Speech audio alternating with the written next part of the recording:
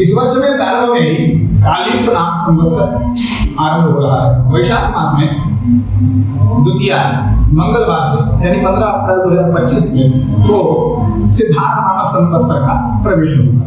किंतु हमारे यहाँ सनातन व्यवस्था के अनुसार भारतीय ज्योतिष में जो प्रमाणोक्त ग्रंथ कहे गए हैं उनके अनुसार वर्ष के आरंभ में जिस संवत्सर का समय चल रहा होगा उसी संवत्सर को पूर्ण रूप में विनियोग किया जाता है।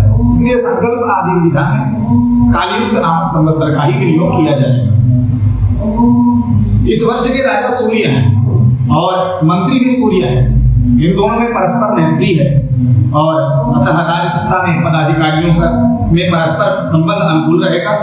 जगल लग्न के अनुसार जल लग्न में नीचस्थ बुध के कारण राहु के संयोग से पूर्वोत्तर भागों में प्राकृतिक विपत्तियां पैदा होकर जन समुदाय में वृद्धि के कारक होंगे।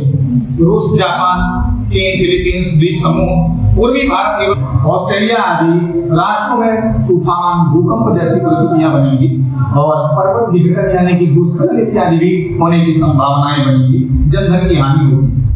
विश्व व्यापार में परिवर्तन बनकर सुधार होगा और भारत का पश्चिमी देशों से व्यापार बढ़ेगा। आयात निर्यात तथा केंद्र अंतर भारत की ख्याति विश्व में बढ़ेगी। महंगाई की समस्याएं बढ़ेगी और धनेश मंगल नीच राशि में है, इस पर राहु की दृष्टि है। अतः कुछ राष्ट्रों में आंतरिक स्थिति खराब होगी जिसके फलस्वरूप जनधन की भारी हानि हो सकती है। तो ये शुक्र जो है वह व्यय भाव में शनि के साथ में, अतः भारत अपने पड़ोसी देशों से सावधान रहना पड़ेगा।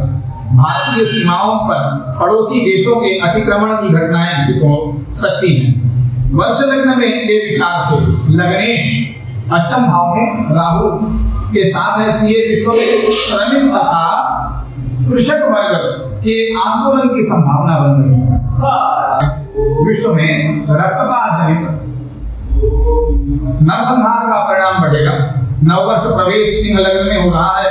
अष्टमस्थ सूर्य, चंद्र, राहु एवं सप्तमस्थ शुक्र शनि के योग से उग्रवादी तथा आतंकवादी ताकतें विश्व के हर भूभाग पर फैलेंगी। वाहन तथा यान दुर्घटना विश्व में बढ़ेगी। पश्चिमी देशों तथा भारत के पड़ोसी देशों से में युद्ध के बादल मंडराएंगे। सप्तम भाव में है, इसके प्रभाव से विश्व में महिलाओं पर अत्याचार की घटनाएं बढ़ेंगी। आर्द्रा प्रवेश में के अनुसार इसका लग्न तुला है, सूर्य के पीछे शुक्र है। ग्रहस्थिति के अनुसार भारत के पश्चिमी एवं पूर्वी भागों के अधिकांश क्षेत्रों में गर्मी का प्रकोप बढ़ेगा। भीषण गर्मी तथा गर्म हवाएं चलेगी। जलीय ग्रह शुक्र मेष राशि में होने से मानसून प्रभावित रहेगा।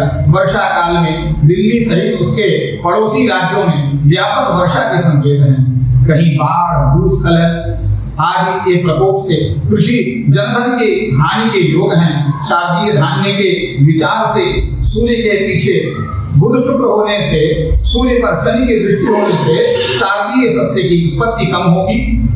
कुछ भागों में प्राकृतिक प्रभावों तथा रोगों से कृषि की कुछ हानि होगी, किंतु धान्य की कुल निष्पत्ति पर्याप्त मात्रा में होगी। दैनिक धान्य के अनुसार इसके विचार से इसका लग्न सिंह है। सूर्य के साथ मंगल बुध गुरु उच्च राशि में होने से ग्रीष्मकालीन अनाज की उत्पत्ति पर्याप्त होगी।